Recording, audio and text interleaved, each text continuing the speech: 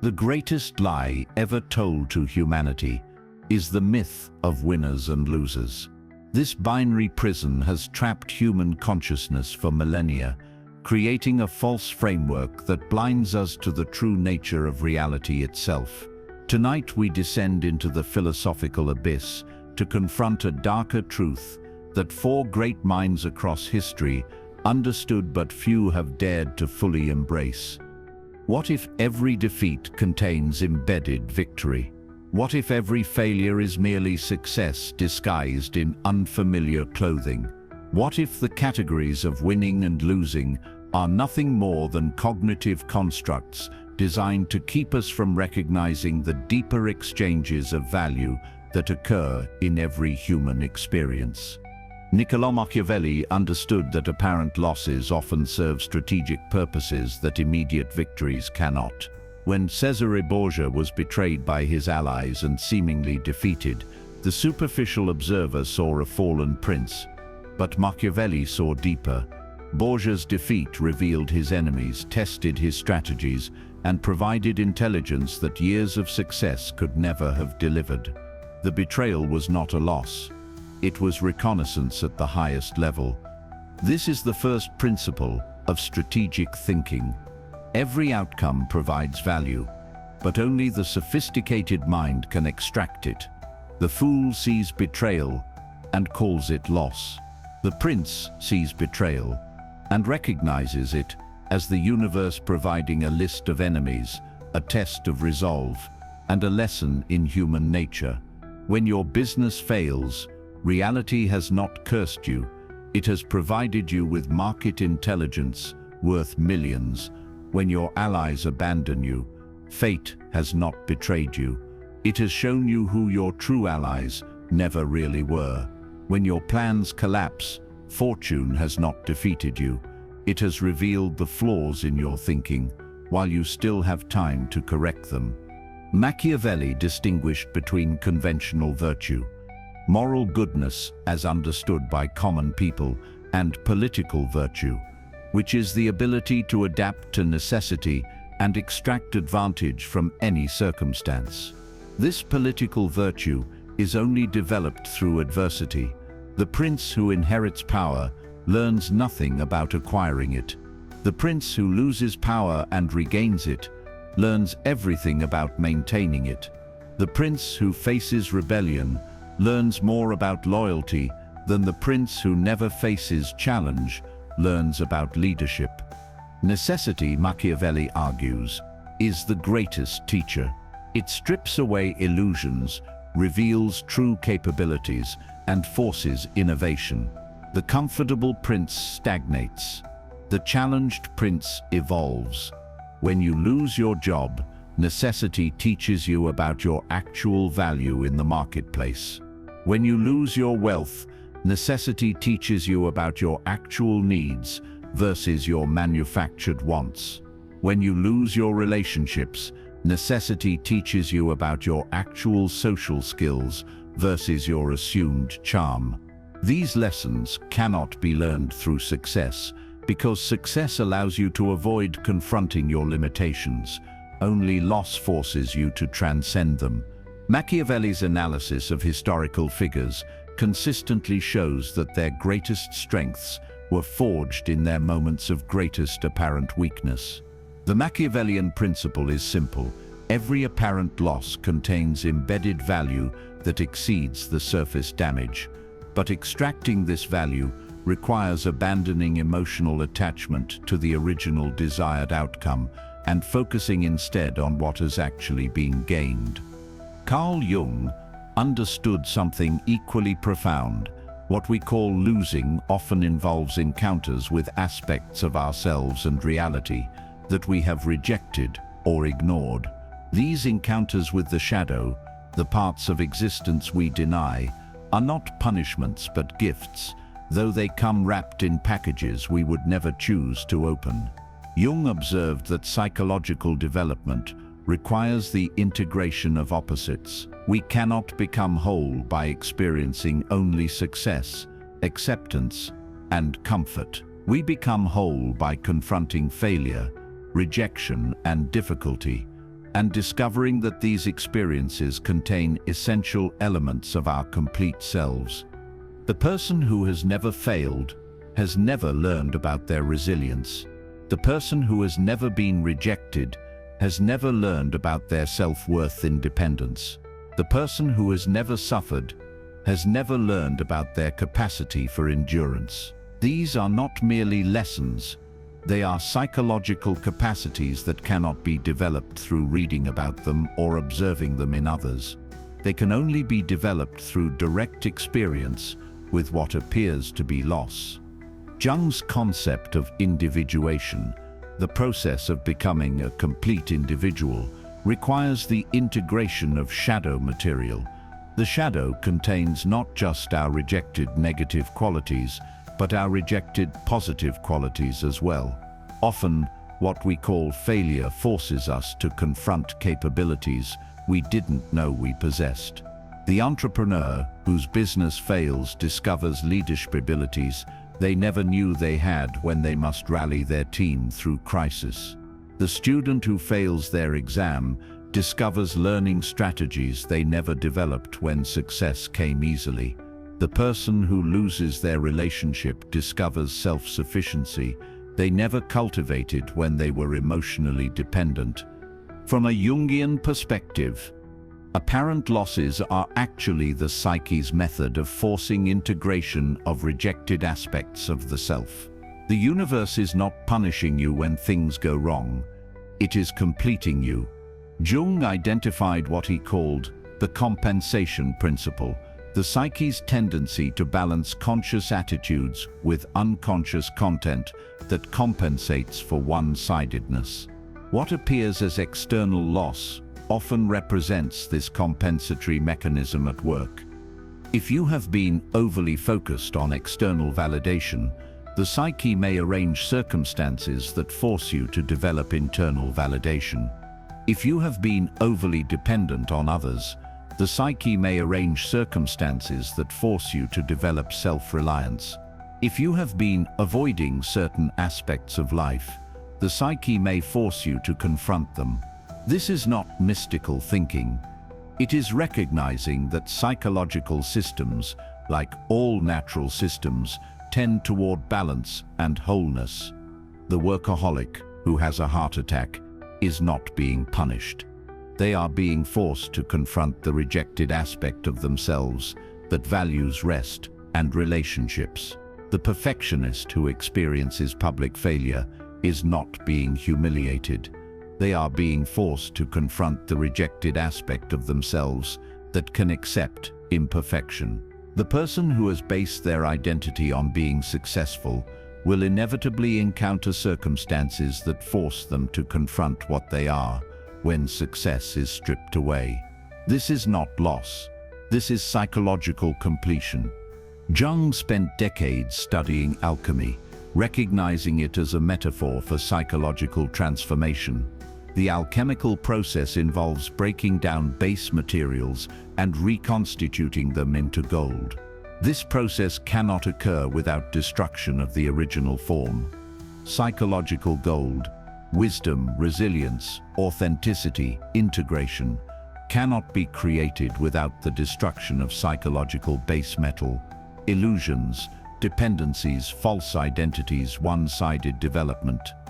What we call losing often represents the necessary destruction phase of alchemical transformation. The old self must be dissolved before the new self can emerge. The false must be broken down before the true can be revealed. The person going through divorce is not losing a marriage. They are in the dissolution phase of transformation that will reveal who they are when they are not defined by that relationship. The person losing their career is not losing their livelihood. They are in the breakdown phase that will force them to discover capabilities they never developed when they were comfortable. Jung understood that transformation requires both destruction and reconstruction. Most people fear the destruction phase and try to avoid it, not recognizing that it is prerequisite to reconstruction at a higher level. The alchemical perspective reframes every apparent loss as a necessary stage in transformation. You cannot become who you are meant to be while clinging to who you have been. The universe is not taking things away from you. It is breaking down the barriers to your fuller development.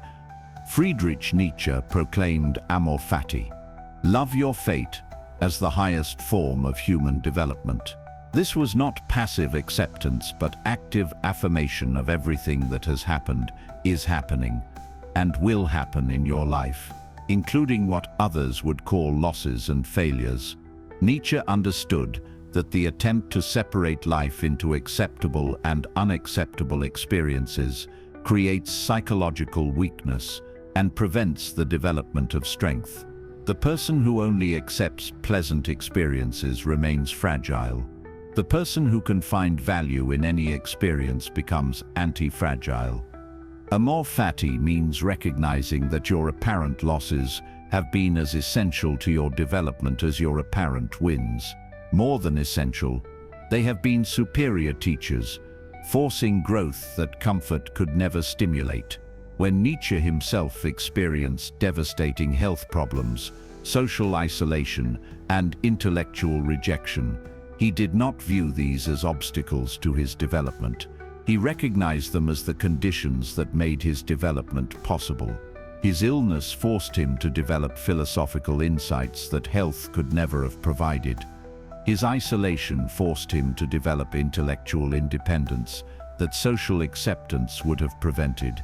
His rejection forced him to develop ideas that conventional approval would have constrained. The practice of amor fati involves examining every apparent loss in your life and identifying how it has contributed to capabilities you now possess. The betrayal that taught you discernment, the failure that taught you resilience, the rejection that taught you self-worth, independence. But Nietzsche goes further.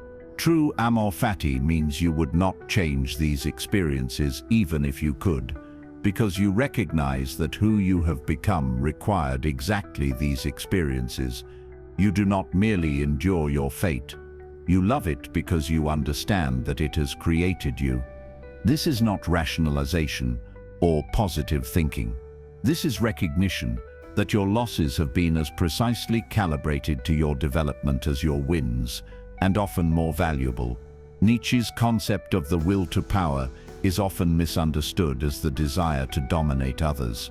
In reality, it is the drive to overcome obstacles, transcend limitations, and create meaning from chaos. Apparent losses provide the resistance necessary for the will to power to develop. Without obstacles, there is no opportunity to develop power. Without limitations, there is no opportunity to transcend. Without chaos, there is no opportunity to create order. What we call losing provides the raw material for the will to power to work with. The entrepreneur whose business fails has not lost. They have encountered the resistance necessary to develop real business capabilities. The artist whose work is rejected has not failed. They have encountered the friction necessary to develop authentic creative vision. The person whose relationships end has not been abandoned. They have encountered the challenge necessary to develop genuine self-sufficiency. Nietzsche observed that creative individuals require destruction to create. They must destroy old forms to birth new ones. They must break down existing structures to build better ones. This process of creative destruction cannot occur in an environment of constant success and comfort. The will to power thrives on what others call adversity. It uses apparent losses as opportunities to demonstrate its capacity to transform any input into valuable output. The stronger the will to power becomes, the more it seeks out challenges that would devastate weaker individuals.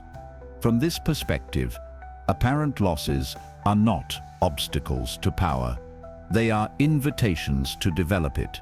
The person with a weak will to power experiences setbacks as defeats. The person with a strong will to power experiences setbacks as training opportunities. Nietzsche's insight is that the universe provides exactly the level of challenge necessary to develop the level of power you are capable of wielding. Your losses are calibrated to your potential. The greater your capacity for development, the greater the apparent losses you will encounter, and the greater the real gains you will extract from them. Nietzsche's concept of the Übermensch, the overman or superhuman, represents the individual who has transcended conventional human categories, including the winner-loser distinction.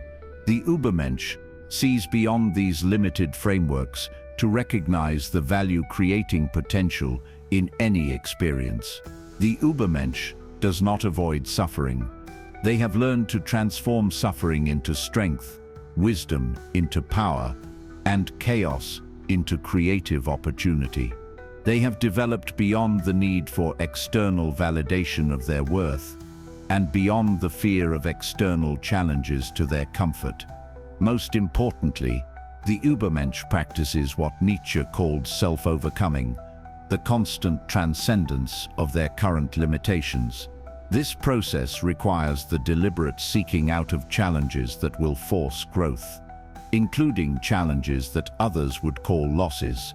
The Übermensch understands that every apparent loss is an opportunity for self-overcoming. The loss of wealth forces the overcoming of attachment to material security.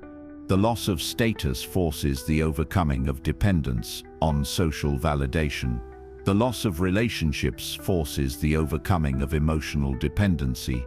Each apparent loss strips away a limitation and reveals a greater capacity for independence, resilience, and creative response. The person who fears loss remains trapped in their current limitations. The person who seeks out loss as opportunity for self-overcoming becomes unlimited. Nietzsche's eternal recurrence thought experiment asks, if you had to live your exact life over and over again for eternity, including every apparent loss and failure, would you affirm it? The Übermensch answers yes, not because their life has been easy, but because they recognize that their difficulties have been their greatest teachers and their apparent losses have been their most valuable gains. The development toward becoming Übermensch requires abandoning the victim mentality that sees losses as things that happen to you, and adopting the creator mentality that sees losses as raw material you can transform into whatever serves your highest development. This is not mere philosophy. It is practical instruction for extracting value from any circumstance. The Übermensch mindset transforms every input into useful output, every obstacle into opportunity, every apparent loss into actual gain. But why do we cling so desperately to the winner-loser framework if it blinds us to reality? The answer lies in our psychological needs that this framework serves, even as it limits our growth. The winner-loser framework gives us the illusion that outcomes are controllable and predictable. If we can identify what makes someone a winner, we can replicate it. If we can identify what makes someone a loser, we can avoid it. This is comforting, even when it's false. Humans are status-seeking animals. The winner-loser framework provides clear hierarchies that help us understand our position relative to others. This satisfies deep, evolutionary programming, even when the hierarchies are arbitrary or counterproductive. We need our experiences to make sense. The winner-loser framework provides simple narratives that explain complex outcomes. I worked hard and succeeded, or I made mistakes and failed, are much easier to process than I experienced a complex series of events that provided various forms of value in ways I may not fully understand. The framework helps us process difficult emotions. Calling something a loss gives us permission to feel bad about it. Calling something a win gives us permission to feel good about it. Without these categories, we'd have to develop more sophisticated emotional responses. But these psychological benefits come at an enormous cost. a cost we rarely acknowledge because we're so invested in the system that creates it. When we're focused on whether we're winning or losing, we stop seeing what's actually happening. We miss opportunities, ignore valuable feedback, and fail to adapt to changing conditions because we're too busy keeping score. Our self-worth becomes tied to external outcomes we often can't control. This creates emotional volatility that prevents clear thinking and consistent action. When success becomes the only acceptable outcome, we avoid necessary risks, limit experimentation, and stick with strategies that worked before even when conditions have changed. The winner-loser framework turns everything into competition, damaging relationships that could be collaborative and creating adversaries where none need exist. Most tragically, it prevents us from extracting value from difficult experiences because we're too busy judging them as failures to understand what they're actually teaching us. Consider the information theory perspective. Every outcome, whether we label it success or failure, provides three types of information. Environmental information about the actual conditions you're operating in. Personal information about your actual capabilities and limitations. And strategic information about what approaches work and what approaches need adjustment. The person who wins on their first attempt gets limited information. They learn that their approach worked once under these specific conditions with these particular variables. They don't learn much about adaptation, resilience, or alternative strategies. The person who loses repeatedly gets massive information. They learn about dozens of approaches that don't work, develop diagnostic skills for identifying problems, build tolerance for uncertainty and setbacks, and create a vast library of adaptive strategies. From an information theory perspective, the loser is accumulating far more valuable data than the winner. This leads us to Nassim Taleb's concept of anti-fragility, systems that don't just survive stress, but actually get stronger from it. This concept demolishes our traditional thinking about winners and losers. Fragile systems break under stress. They're optimized for specific conditions and collapse.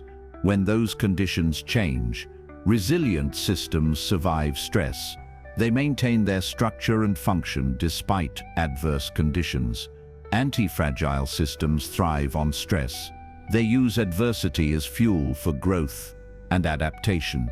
Here's the dark truth. Most of what we call winning creates fragility.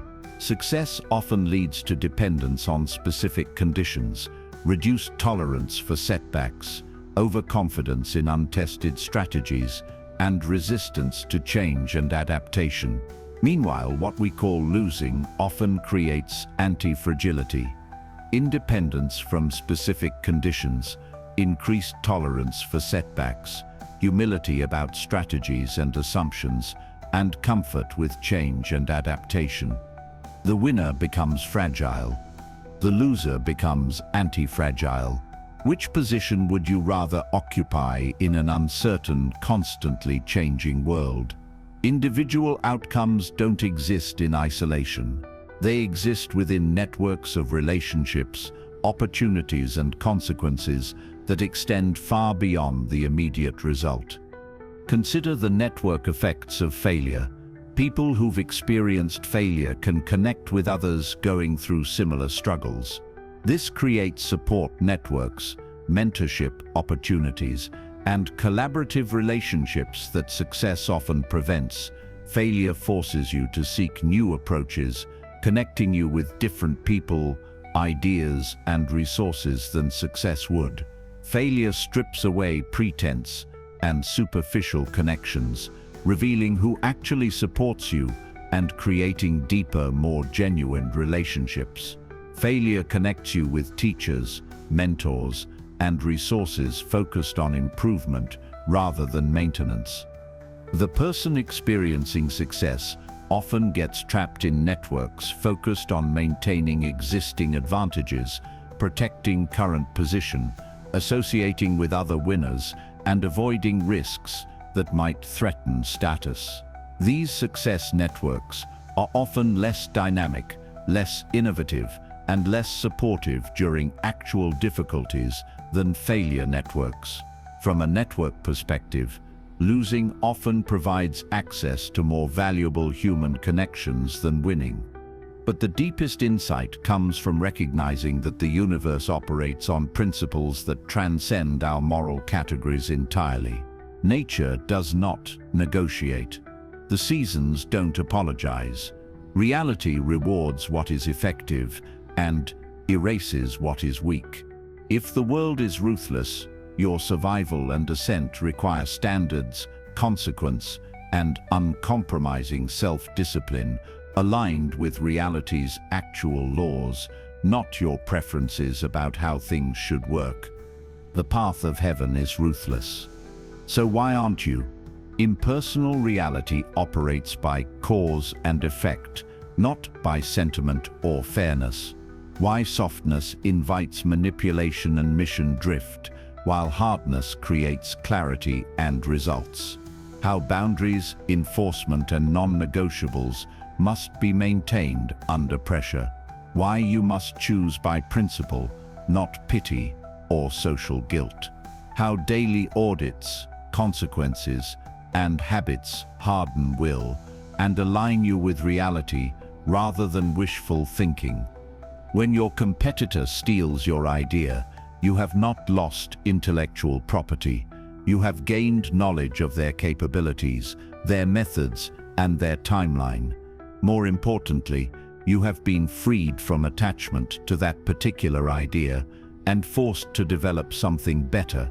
When your partner leaves you for someone else, you have not lost love. You have gained clarity about their true character, freedom from a relationship that was already compromised, and the opportunity to find someone whose loyalty is actually reliable. When your investment fails, you have not lost money. You have gained market education, risk assessment skills, and the psychological resilience necessary for future success. The principle is simple. Every apparent loss contains embedded value that exceeds the surface damage. But extracting this value requires abandoning emotional attachment to the original desired outcome and focusing instead on what has actually been gained.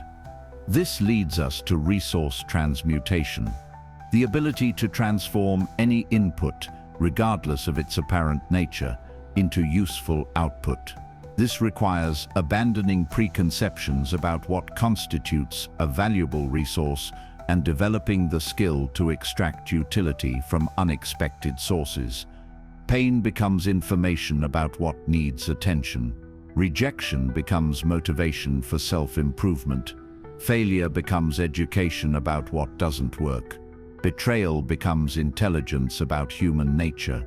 Loss becomes opportunity for something better. This transmutation process requires two capabilities: analytical detachment and creative recombination. Analytical detachment means examining situations without emotional contamination, seeing clearly what resources are actually available.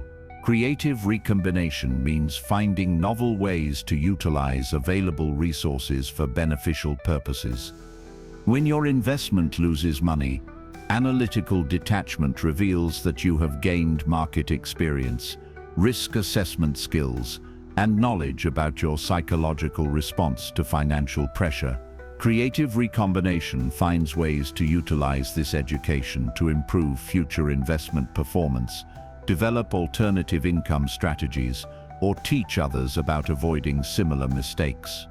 The person attached to the original outcome experiences this as pure loss.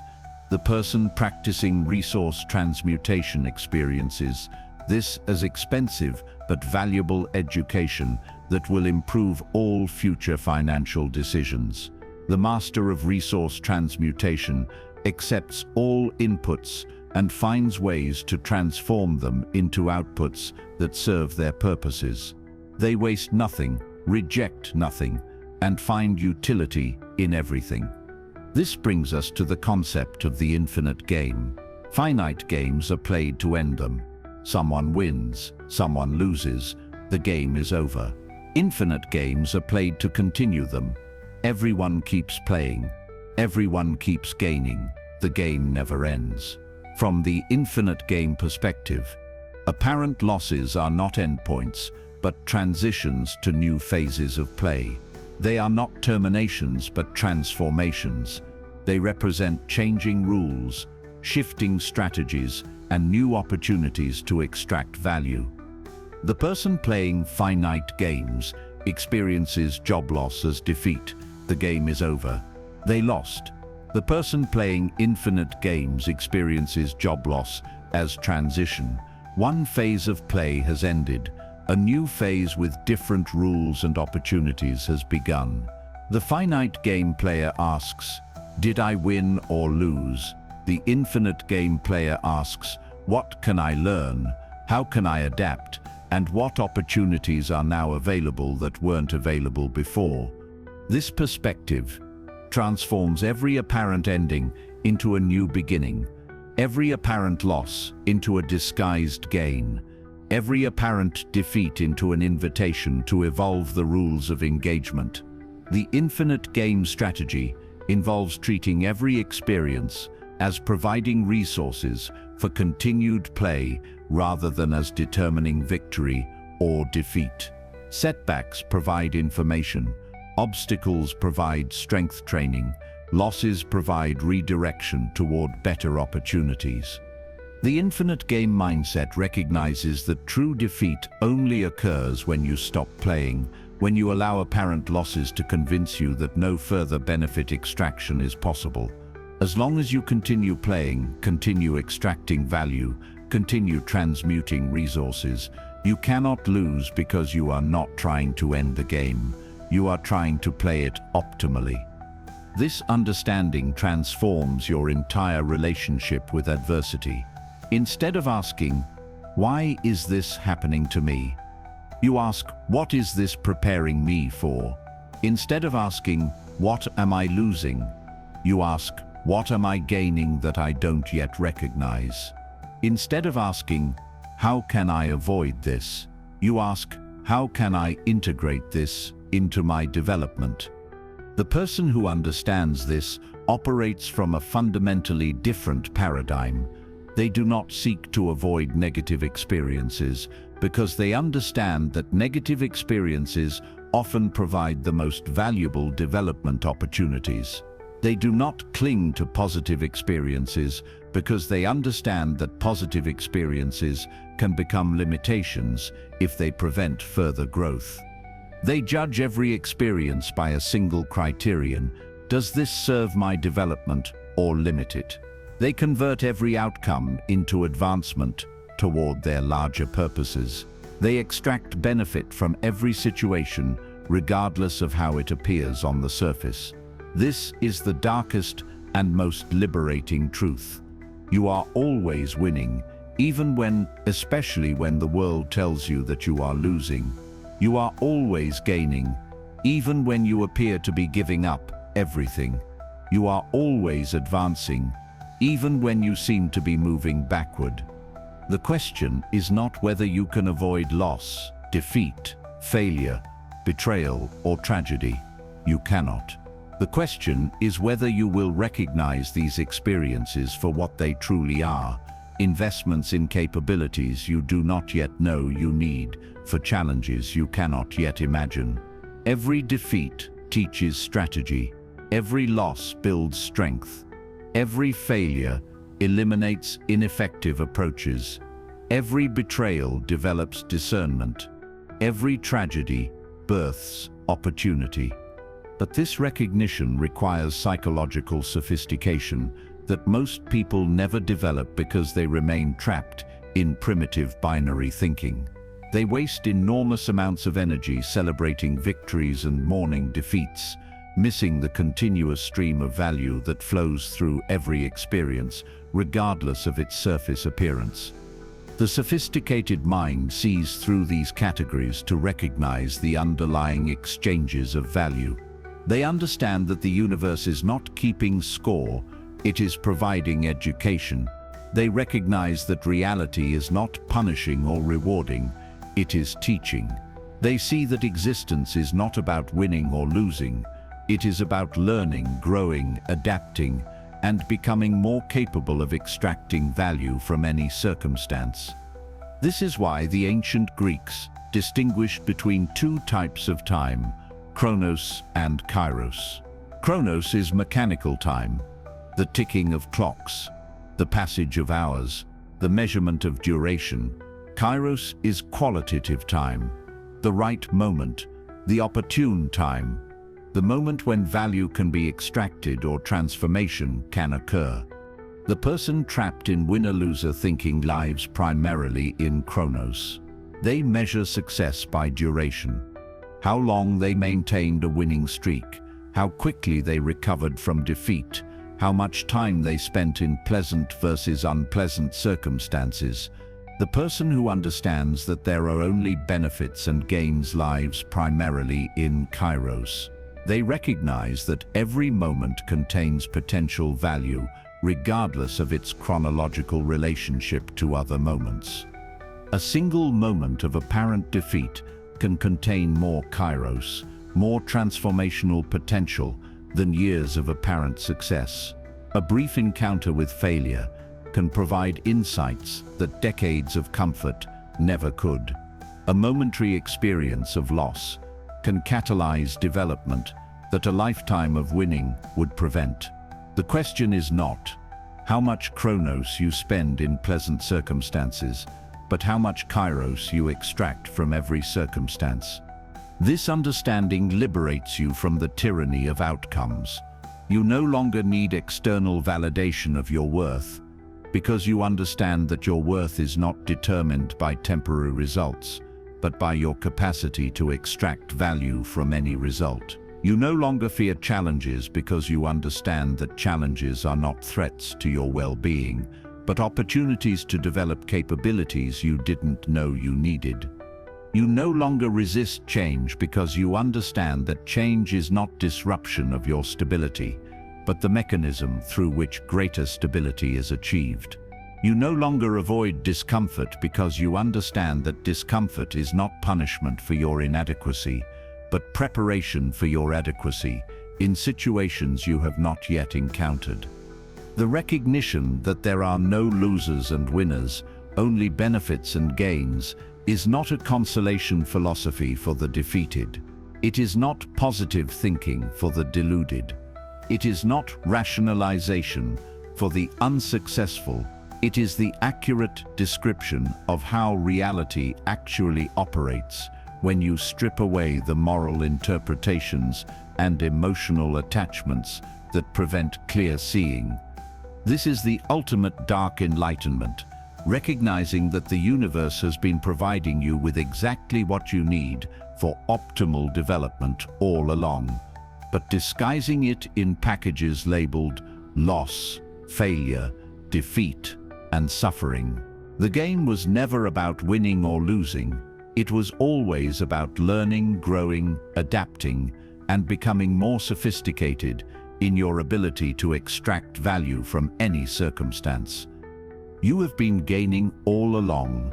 The only question is whether you possess the philosophical sophistication to recognize your gains, the psychological resilience to extract them, and the strategic intelligence to utilize them for continued optimal development.